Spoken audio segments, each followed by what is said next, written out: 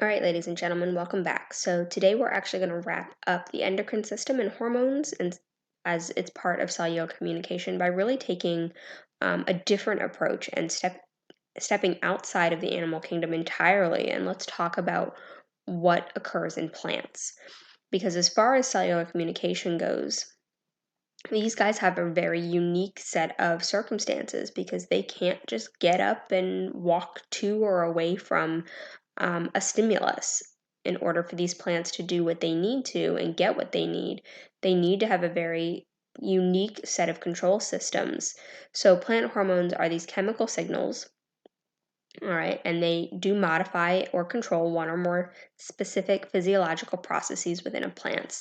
They're generally going to control growth and development by affecting both the division of the number of cells, how long those cells get, and then the differentiation of those cells in their tissues. So, when we look at plant hormones, we've got to talk a little bit about some processes that happen in plants. And one of them is this idea of greening or etylation versus deetylation. So it's the changes in their growth depending on whether they are exposed or deprived of light. So think of your potatoes. If you ever come across a potato that sort of has these shoots and they've been growing in the dark, that's that etylation process. So, this adaptation of being able to grow and extend and create more cells, but they're doing it in the dark.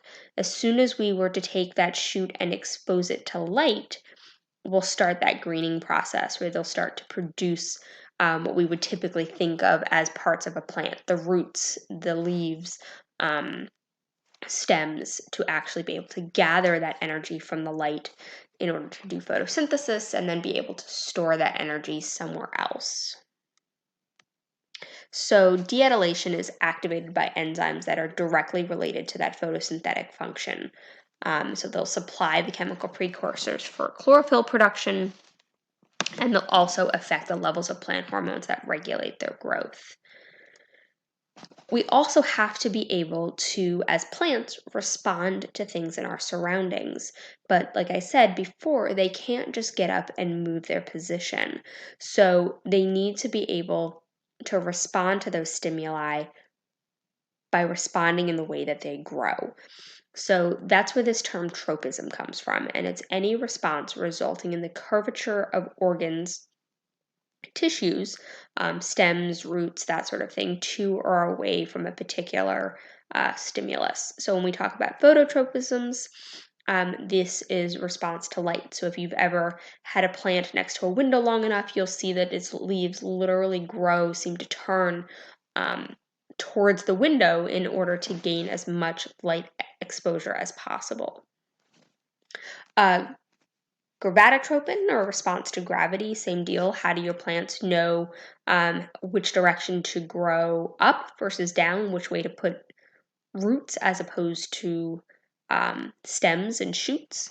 Well, because they are able to detect and respond to that gravity. You've also got plants who are capable of response to touch or tropism. Certain ferns and things like that will sort of shrivel up or curl up their leaves.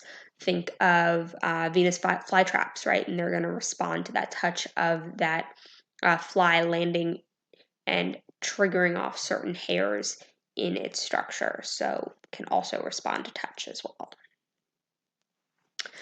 So when we look at plant hormones in a whole, these are the ones we're going to talk about. And they get produced in incredibly low concentrations and yet can have huge effects on the growth and development of these plants. So let's sort of walk through this list of hormones and talk a little bit about what they do. And we'll start with axiones. So this is any chemical that promotes elongation of their clitose. So this cotyledon here, right, as that shoots out through the exterior layer of their seed. That's where we get sort of this initial growth of a stem in their primary leaves. So this is all about germination. So Iodilic acid, or IAA, is a common axion in plants, and its job is to produce the the shoot tips, as well as the transport of things down their stem. So it's going to stimulate what we call proton pumps, right? Your H plus pumps in your plasma membrane that end up lowering the pH in the cell wall. And what that ends up doing as we get this initial cellular structure to produce is it activates these proteins called expansins. They're enzymes that will allow for the loosening of that cell wall's structure. Remember, this is a lot more rigid than just a plasma membrane we would see in an animal cell. It loosens that fabric of that cell wall to allow for this expansion to occur so that we can stretch out those cells as that structure initially gets produced, as opposed to just having to produce copiously larger and larger amounts of cells. So it loosens that cellulose so that that cell itself can elongate. Other things that axions can do, they can also alter the gene expression and stimulate other growth responses. They do play a large role in pattern formation of the developing plants. So how do we know where branches should go, where leaves should go, where the veins in the leaves will end up? These guys play a role in that as well. They will also reduce the flow from the shoot off branch, stimulating the growth of lower branches. So once again, sort of that pattern development. They also play a role in the phytonomy. So again, the arrangement of the leaves. Do they grow one leaf on either side of the branch right next to each other, or do they sort of stagger each other? Go out and take a look at some plants as these guys start to come up this spring, and just look at the way that leaves are positioned. Some of them are directly right next to each other, one on either side, and then other plants, they are staggered. And again, that leaf vein formation too, go out and check. Some of them are all sort of parallel, some of them are much more branched, and so these axions control that pattern formation as that plant develops. Another interesting axion is an aldehydic acid, or IBA. This is another type that stimulates the root production and vegetative propagation. So if we take plants that are capable of taking a cutting and then can produce their own roots from there, IBA is responsible for that. Also, any plants that shoot out runners, strawberries are a good example of that, that will then produce their own sort of baby plants from their spider plants or another. These guys are going through that process of vegetative propagation. Interesting thing, we do take advantage of this particular class of hormones as a way to kill certain weeds. Overdose of synthetic axions can actually kill the plants. We specifically use 2,4-D to go after. It's a herbicide for broadleaf leaves such as dandelions. So you go out and use that 2,4-D. It will kill the dandelions because it does not have the same effect on the grass around it. You can sort of spray it more liberally, get rid of the weeds without worrying about killing off your grass. Cytokines are another plant hormone. We actually do see a class of these in animals as well, but let's talk about what they do specifically in plants here. So cytokines in general, both plant and animal, play a major role in cell division. When we talk about them in plants more specifically, they will actively be working in your growing tissue, so the roots, the embryos, the fruits. They often work in connection with those axions to control cell division, cell differentiation. They can also slow the aging of certain plant organs by inhibiting protein breakdown, stimulating RNA and protein synthesis, mobilizing nutrients. So they play a major role in how that cell develops, how those tissues develop by controlling that cell division. Gibberellins are another one. These guys are going to affect stem elongation as well as fruit growth, as well as seed germination. So again, these guys are going to work just like a lot of things in connection with different axions, and they must be present for the fruit to develop. So if we don't have both, they won't ultimately produce fruit. These guys also, when we're talking about germination, If you've ever tried to germinate a seed, you know that water is necessary in order to do that.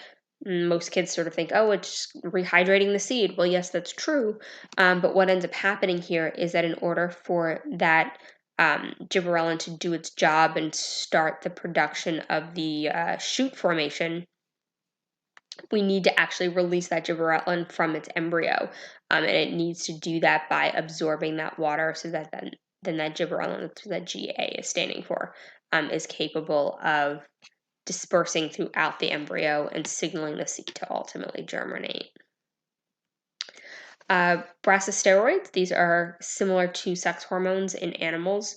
They will also induce cell elongation and division in your different stem segments. They are also part of slowing down leaf apoptosis. What does that mean? Well, leaf apoptosis is the detachment of parts of a plant. So we slow that down by having these guys in higher concentrations. This one tends to drop off in the fall, and that's why plants will lose their leaves at that point. These guys also play a role in xylem differentiation. So when you look at your stems, you've got two major vessels that occur. You've got your xylem and your phloem. So these guys are your major transport systems in your plants. Think of them like arteries and veins in humans. And xylem are one of those. And these guys happen to specifically work on tissues to differentiate that xylem production. Abscissic acid, or ABA, these guys actually slow down the growth of plants as opposed to speeding it up. So they have a couple of major effects, two of which include seed dormancy. So to ensure that that seed will germinate only in its optimal conditions, we produce high levels of ABA in that seed. That typically gets broken down either from really heavy rains. So go back to that gibberellin. Why do we need a lot of that gibberellin? Why do we need water, I should say, to activate those gibberellins? Well, part of that activation is also washing away excessive amounts of abscissic acid. Also can be broken down due to light or prolonged cold. So if you have tulip bulbs, for example, they need to be planted in the fall so that they can go through that prolonged cold winter to break down the abscissic acid in the bulb, so that come the spring, when things start to warm up again, enough of that ABA has been broken down that they can start growing. Early germination can be caused by inactive or low levels of ABA. So if you get old bulbs or things like that, or too much rain or whatever, that can kind of adjust when that germination starts happening. If it happens too soon, you end up getting hit with frosts, and unfortunately those plants tend to end up dying as a result. ABA also has an effect with drought tolerance. So it is the primary internal signal that enables plants to withstand drought. So this is something that we talk about drought tolerant plants and how can we genetically engineer more drought tolerant plants. This is one of the things that they might go after, but it accumulates and causes those stomata to close pretty rapidly. Remember, these are the cells, or pores I should say, in your leaves that open and close to allow for that gas exchange. It's that site of transpiration. Remember, leaving them open all the time is potentially problematic because they lose a lot of water through there. But if we close them up all the time, they can't do the gas exchange in order to ensure they get this CO2 in and the oxygen out as a result of photosynthesis. Astractoids, these guys also stimulate seed germination. They are also incredibly helpful for organisms who have mycorrhizal associations. So remember that go back to ecology. Those are mutualistic relationships between fungi and plant roots. Though those mycorrhizal fungi do a great job about taking up nitrogen from the surrounding soil and getting that nitrogen to those plants. Okay, and that nitrogen is really important for them in order to build amino acids and things like that. These guys can also control apical dominance. What does that mean? Well, when you've got a central stem and then branches coming off from that, apical dominance is where that central stem sort of takes precedent and grows more than side to side. So if we're talking about this particular hormone, depending on the level at which it's being produced, can determine how tall the plant gets as opposed to how round it gets or how full it fills in. So when you talk about trimming bushes and trees, taking off certain tips can actually control the production of this hormone so that you get a fuller plant as opposed to just a taller, more lanky plant, depending on what you're going for. Ethylene, this one's actually come up a handful of times this year in various processes, but it's a pretty big one. So this one gets produced for a handful of reasons, one of which is in response to stress. So drought, flooding, any sort of mechanical pressure, right? So this is trying to grow nice and tall, and it's hitting some sort of rock or some sort of barrier, any sort of injury or infection. All of these can cause ethylene to be produced in that stress environment. And the effects can be all sorts of things. If we look at something like mechanical stress, we can produce what they call their triple response. So it allows the plant to actually grow sideways. It grows thicker and thicker and thicker and thicker depending on how much pressure we put onto it so that it can eventually curve around the problem and grow up nice and tall again. So it really slows the stem elongation process and instead thickens it and forces it to go horizontal until it can get around the barrier. And like I mentioned a second ago, ethylene has a whole host of responses. So you've got the stress to what we saw just a moment ago in terms of some sort of mechanical stress and getting around a barrier, but also has effects in senescence, so the program of death of cells or organs. So it's specifically associated with the process of apoptosis. And this can be just destruction of certain cells, organs of the plant, or it can be the whole plant as a whole, depending on where that ethylene is being produced and at what levels. Speaking of that senescence process, right, we can do this specifically in connection with balance of axions and talk about leaf abscission. So specifically destruction of the leaves, so then when we get to the fall, we talk about those deciduous leaves, ethylene plays a role in those leaves falling off. We've come across ethylene before in terms of fruit ripening. Okay, positive feedback example. So that ethylene gets produced as those plants ripen and gets released. And when that gets released, even more ethylene gets produced, and it is a gas in that form. And so it will go and sort of travel to neighboring fruits and continue to increase the ripening. So if you've ever left, say, bananas, for example, in the bag that you get them from the grocery store, you may have had one banana who starts to ripen, and then all of a sudden you get this huge cascade. You turn around a day or two later and they're all brown because one banana in that bunch started producing the ethylene, and now you've got this positive feedback mechanism until they've all ripened. So when we're talking about fruit producers and needing to ship fruit across the country or even from other countries, we've got to be able to control the rate of those ethylene levels so that they can pick the fruit early enough that it stays fresh enough to get to the grocery store. But then you don't want to walk in and get a bunch of overly unripe fruit, so they've got to be able to sort of ripen it in the process as well, so that it's ready for consumption once it hits the grocery store shelf. Hi, it's Mr. Anderson, and in this podcast, I'm going to be talking about plant control. So if we were talking about animals, we'd be talking about the brain, the nervous system, muscles, sensory system, how we respond to our environment. But plants don't have any of those things. And so how are they able to do things like this? Mealworm is placed on a Venus flytrap and it closes quickly, digesting it eventually. So we're not quite sure, but basically we think there's some active transport going on that's pumping water down here to the end, swelling up those cells, and then closing in on it. There's a misconception where a lot of kids think that somehow they are eating this. They don't do photosynthesis. Nah. Venus flytrap live in an area where there's not a lot of nitrogen in the soil. It's kind of a swampy area. And so they're still doing photosynthesis, but they're eating these bugs just to get nitrogen that's not really available in the soil.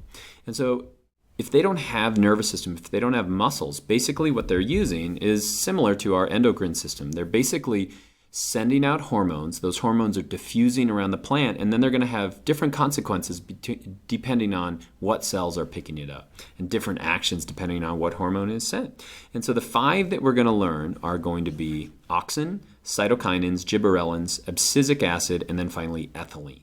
And so there are a lot of other hormones that are out there, but basically these are 5 ones that are found in a number of different plants. And so it's a good place to start. So let's start with auxin. It's really one of the first ones that was ever studied. And so if you put a plant next to the window and just let it sit there for a long time, what you'll find is that plant is going to start to orient itself towards the sun. And you can see all of these leaves are pointing towards the sun, and they're also going to move throughout the day. And so how do they do that? Well, one of the first scientists ever to do any work on auxin was Charles Darwin and his son. And basically what we found out is that auxin is a chemical. And basically what auxin will do is auxin is going to move to the shady side of a stem. And so if we've got auxin here, auxin is going to migrate to the other side. Let's say that the sun was now on the other side, then the auxin is moved back to this side. But basically what the auxin does is it's going to loosen up the cellulose in the cell wall.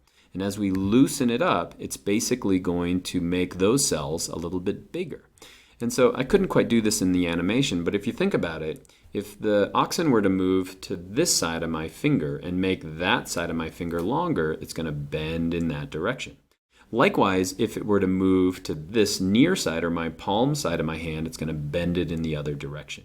And so basically, depending on where the auxin goes, it's going to make the cells grow faster there, and it's going to make it bend in the opposite direction. Likewise, if auxin moves up to the top, it's going to make it go farther and farther. It's going to grow straight up. And so it's a great way for them to know which way the light is. Auxin's also going to affect the roots. It's basically what's going to happen is auxin's going to move against gravity. And if you think about that, how's that going to play out in the roots? Well, let's say that we have a root. Let's say we tip our plant on its side, and now we have a root that looks like this, and we've got a little root cap on it like that.